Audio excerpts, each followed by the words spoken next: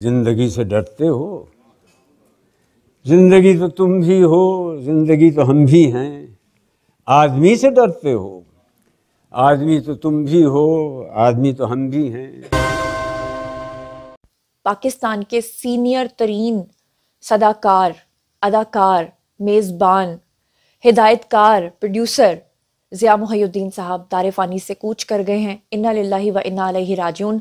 अल्लाह ताला उनको जन्नतुल फिरदौस में आला मकाम अता फरमाए। कुछ ऐसी शख्सियात होती हैं जो अपने मुल्कों की वजह से पहचानी जाती हैं, लेकिन कुछ ऐसे मुल्क होते हैं जो उन शख्सियात की वजह से पहचानी जाती हैं। पाकिस्तान में यही दो शख्सियात थीं। एक थे नुसरत फ़तेह अली खां, जिनको लोग पहचानते थे तो उनको पता चलता था कि दुनिया में कोई मुल्क पाकिस्तान भी है जहां से दरअसल नुसरत फ़तेह अली खां का ताल्लुक है। और बिल्कुल इसी तरह से ज़िया मुहय्यिद्दीन भी थे, जिनको दुनिया जानती थी। हॉलीवुड में उन्होंने काम किया, पाकिस्तान में उन्होंने काम किया, पूरी दुनिया में उनके नाम का डंका बजता था, लेकिन अनफॉर्चुनेटली पाकिस्तानी ही उनकी उस तरह से कदर नहीं कर सके जिस तरह से करने का हक था। यही ज़िया मुहय्यिद्दीन अगर सरहद की उस बारीक सी लकीर के उस पार पैदा हुए होते तो आज अमिताभ से बड़ा नाम, आज उनके बड़े बड़े शायरों और अदीबों से बड़ा नाम, आज उनके बड़े बड़े जो साउंड और उनके हिदायतकार और जो उनके सदाकार हैं उनसे बड़ा नाम उनका होता। नो डाउट कि उनका बड़ा नाम था, लेकिन शायद हम उतने बड़े नहीं थे कि हम उनको उस तरह से रिस्पेक्ट कर पाते।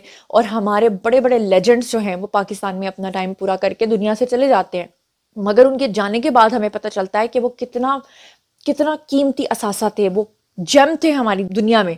लेकिन हमने उस जेम को उसी तरह पहाड़ के अंदर रहने दिया, बस इतना कि वो हमारी टेरिटरी में आता है, हमने करना उससे कुछ नहीं, इस्तेफादा उससे कुछ हासिल नहीं करना। ज़िया मुहय्यिद्दीन की जिंदगी के बारे में आज मैं कुछ अननोन फैक्ट्स आपको बताऊंगी जो यकीनन इससे पहले आप नहीं जानते होंगे। लेकिन उससे पहले मैं ये बता दूं कि ज़िया मुहय्यिद्दीन की आज सुबह 6:30 पर कराची में डेथ हुई है। डिफेंस का इलाका है फेज 4, वहां पर उनका घर था जहां पर वो अपनी फैमिली के साथ रहते थे। आज सुबह 6:30 पर उनकी डेथ वहां पे करीबी एक हॉस्पिटल में हुई, और उसकी वजह यह है कि उनकी जो हरकत कल्ब है यानी कि वो बंद हो गई, यानी उनको हार्ट अटैक आया। ज़िया मुहय्यिद्दीन की अगर एज की बात करें तो ज़िया मुहय्यिद्दीन जो हैं 20 जून 1933 को पैदा हुए थे फैसलाबाद में।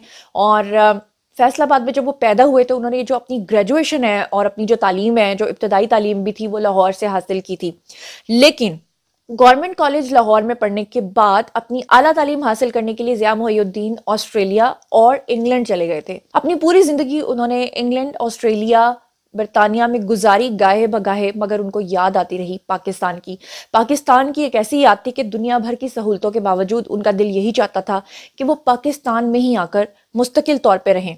लेकिन आप लोग जानते हैं कि वो हॉलीवुड में भी काम करते थे, वहीं पे उनकी तालीम और तरबियत हुई, वहीं पे वो पढ़े लिखे, तो उनको ऐसी मसरूफियात थी कि वो पाकिस्तान आ नहीं पाते थे। लेकिन फाइनली 1970 में उन्होंने ये फैसला किया कि अब वो पाकिस्तान आकर ही रहेंगे। 1970 में जब वो पाकिस्तान आए तो यहाँ पर जो पीटीवी का दौर था उसमें ज़िया मुहय्यिद्दीन ने अपने बहुत से नामवर और नामी गिरामी शोज़ किए जो बहुत ही शोहरत की बुलंदियों तक पहुंचे। उन्होंने यहाँ पर आकर सबसे पहले स्टेज ड्रामा की बुनियाद भी रखी, वो वाला स्टेज ड्रामा नहीं जो आजकल चल रहा है। वो एक अदबी शख्सियत थे, तो उनके स्टेज ड्रामा से भी लोग कुछ सीख के जाते थे, कुछ समझ के जाते थे। ज़िया मुहय्यिद्दीन के अगर हम प्रोग्राम्स की बात करें तो पीटीवी पे उन्होंने कुछ ऐसे यादगार प्रोग्राम्स किए थे जो आज भी लोगों को नहीं भूलते, जिसमें सरे फहरिस्त हैं जी पायल, दूसरा है जी चच्चा छकन, और तीसरा है जी जो जाने वो जीते। 1973 में ज़िया मुहय्यिद्दीन जो है वो PIA आर्ट्स अकेडमी के डायरेक्टर भी बन गए थे। ज़िया मुहय्यिद्दीन जो हैं वो उस वक्त बहुत ज़्यादा दिल बर्दाश्ता हो गए थे जब जनरल ज़ियाउल हक ने मार्शल लॉ नाफिज किया था, और उसके बाद माजरत लाइट चली गई है। ज़ियाउल हक के मार्शल लॉ के बाद ज़िया मुहय्यिद्दीन जो हैं वो बरतानिया वापस चले गए थे और वहाँ रहना शुरू हो गए थे, क्योंकि उस वक्त आपको याद होगा कि पाकिस्तान के अंदर जो शोबिज़ की या जो एंटरटेनमेंट की या इंफोटेनमेंट की एक्टिविटीज़ हैं वो बंद हो गई थी। फिर 1990 की दिहाई में आकर ज़िया मुहय्यिद्दीन के दिल में जो पाकिस्तान की एक याद थी, जो एक चिंगारी सुलगती रहती थी, जो उनको हमेशा ये बात याद दिलाती थी कि मुझे हर हाल में पाकिस्तान में ही जाना है, पाकिस्तान में ही रहना है, वही मेरी धरती है, वही मेरा परमानेंट मस्कन है। फाइनली ज़िया मुहय्यिद्दीन जो है वो 1990 की दिहाई में पाकिस्तान वापस आ गए, और यहाँ पर आकर उन्होंने अब की बार जो शहर सिलेक्ट किया वो ना फैसलाबाद था ना लाहौर था, बल्कि वो था कराची। कराची में जब वो गए तो उन्होंने national academy of performing arts के डायरेक्टर वो बन गए। और इसके साथ साथ मैं आपको बताऊं कि उन्होंने बहुत सारे एजाजात भी अपने नाम किए, जिसमें अगर हम बात करें तो उनको तमगाए हुस्न कारकर्दगी भी उनको मिला, हिलाले इम्तियाज भी उनको मिला, और फाइनली 92 साल की उम्र में वो इस दुनिया से, इस दारे फानी से कूच कर गए। लेकिन वो इस टेम्परेरी, इस आर्जी दुनिया से तो चले गए हैं, लेकिन हम सब के दिलों में वो हमेशा हमेशा के लिए जिंदा रहेंगे। उन जैसी सदाकारी, उन जैसी हिदायतकारी शायद ही कोई कर सका हो, शायद ही कोई कर सके, और शायद ही कोई पैदा हो सके। ज़िया मोइनुद्दीन जैसी पर्सनैलिटीज़, अभी कुछ अर्सा पहले उनका एक इंटरव्यू हमने देखा जिसमें कि उनसे जब पूछा गया कि किस चीज़ पे आपका दिल दुखता है, तो उन्होंने कहा कि पाकिस्तान के जो ड्रामाज हैं मैं उनको अब नहीं देखता।